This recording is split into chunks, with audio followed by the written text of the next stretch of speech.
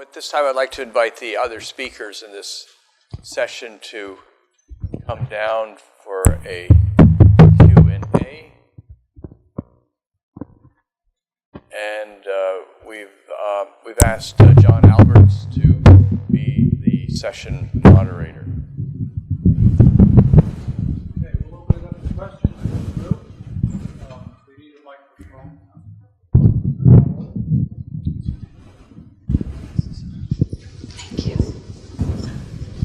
I just wanted to ask if you've looked at any domestic production of biodiesel for your ships with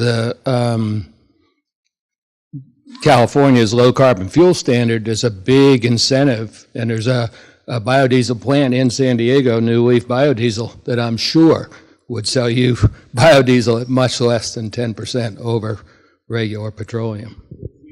We were quite amazed. Am I on? Ho, ho, ho. So we were quite amazed because we thought we would be paying a lot more than just a 10% delta. Even as fuel prices have come down, the biofuel has come down as well. So we're fairly pleased that we can continue to run our small ship. I won't run the big ships on biofuel because Roger Revell's a worldwide deployer, and I know in the United States I can get that ASTM quality fuel, but if I pull into Thailand, I'm not sure I can get the same quality fuel, and so therefore I've chosen not to run the big ships on biofuel. Plus the fact that still to this day, Caterpillar will not actually say that the warranty is good. They're still reluctant to back up the warranty.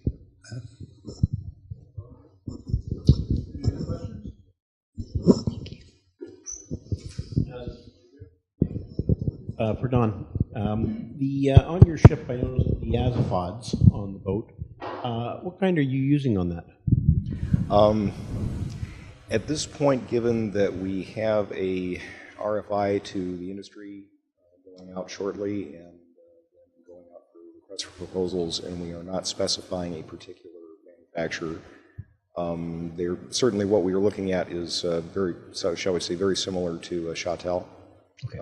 Yeah, the reason I asked, you look quite small too, relative to the quite small relative to the hull size. So, but again, that's not the only manufacturer under consideration at this point.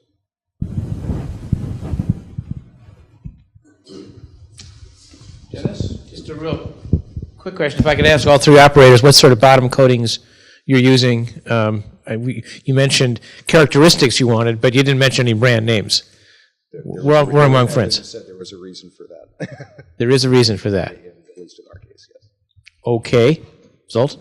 I can tell you that we use international paint. We experimented with the inner sleek that was presented, and the speed regime of our research vessels is not enough to get the cleaning of the hull necessary.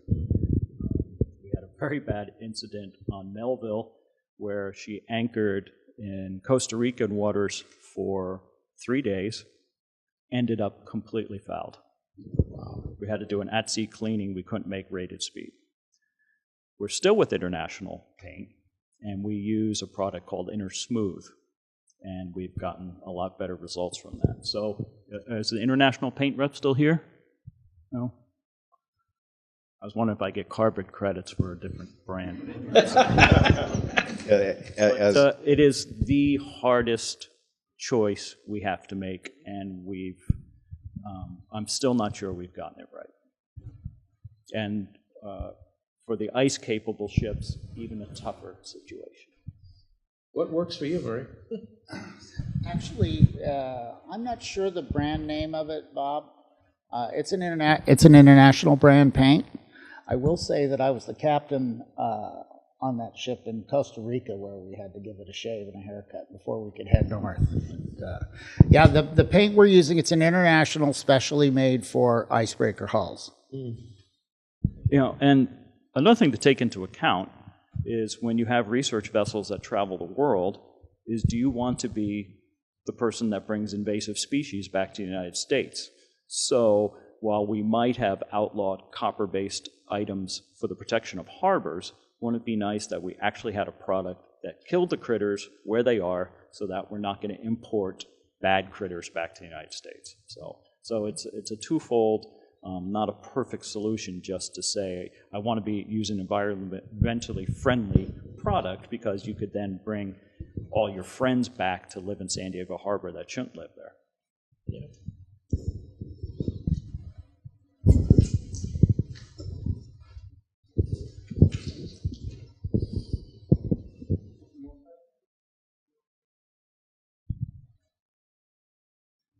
Okay, at the risk of asking a crazy person question, would you consider introducing at least a day or a few a week, and you may not be in charge of this, but of vegetarian meals, in the interest of low footprint?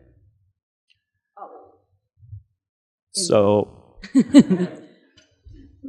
so Roger Revelle spent portions of the last 2 years in the Bay of Bengal, and I had on board Sri Lankan scientists and Indian scientists, not at the same time because they don't actually like each other, but at different times. And via the grapevine, I got the word back that for the first year that they were not satisfied with our food.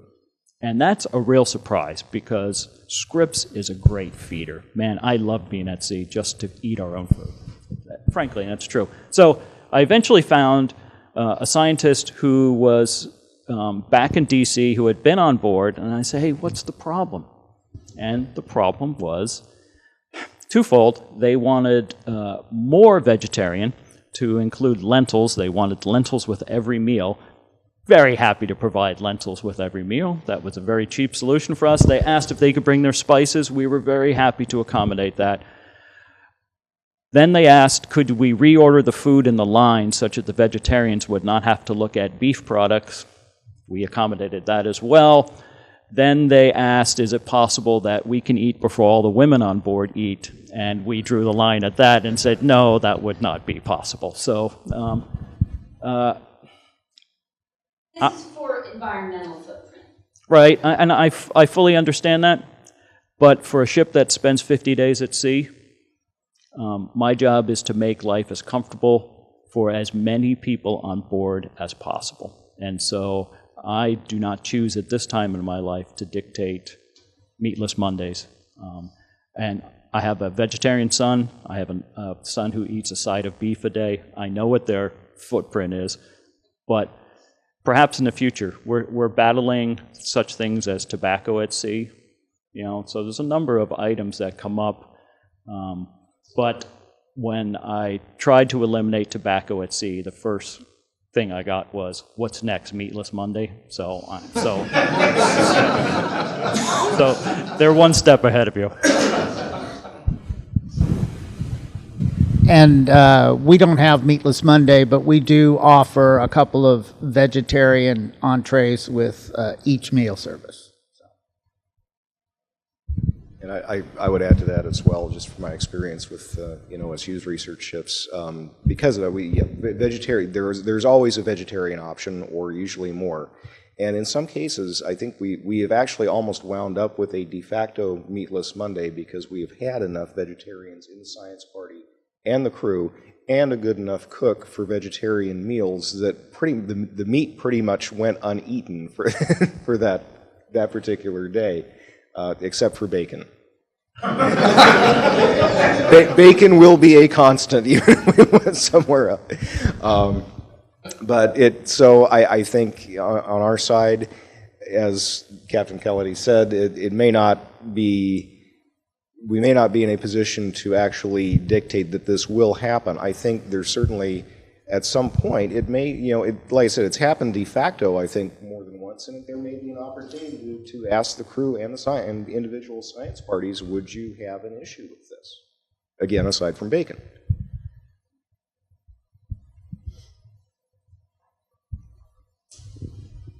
Well, thank you very much. A round of applause.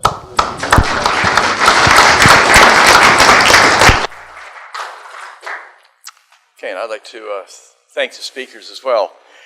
I hesitate to bring up the first line of business, which is lunch, and I'm not sure what's for lunch. So I'm getting a little worried, but lunch is available for you all, and so once we adjourn, we can go around for having that. Just a question that I wanted to throw out. This is Green Boats and Ports 3, which has been every 2 years. Is there interest and usefulness in having another meeting in a couple of years? Just what's the sense of the community here? The Scripps would be happy to allow the West Coast project that you started down to do if it is your desire. And certainly that's something I've been thinking about, that it might be desirable to begin alternating these meetings with the West Coast and the East Coast. So that was something that I was planning to bring up with our sponsors after this meeting.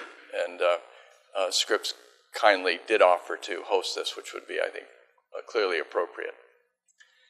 I think just as an overview, we've covered a lot of information during this meeting.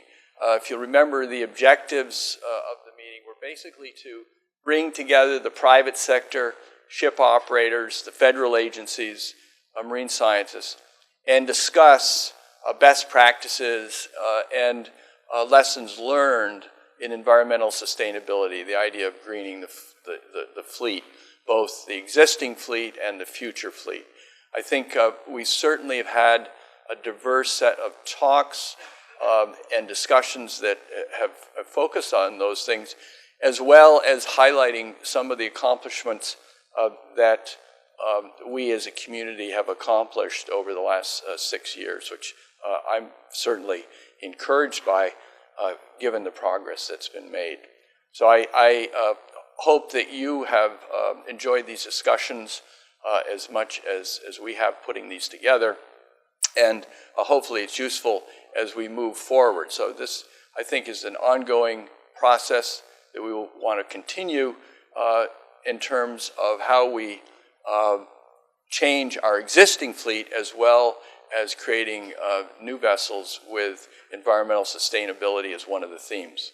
I again want to thank the UNOL's office, Annette, John, Karen Besson, and Caitlin Mandel for organizing this meeting, and help from my office, Tom Miller, Amy Smith, Dave Palizzetti, and Chris Knowlton, and Alex DeCiccio for assisting putting this meeting together.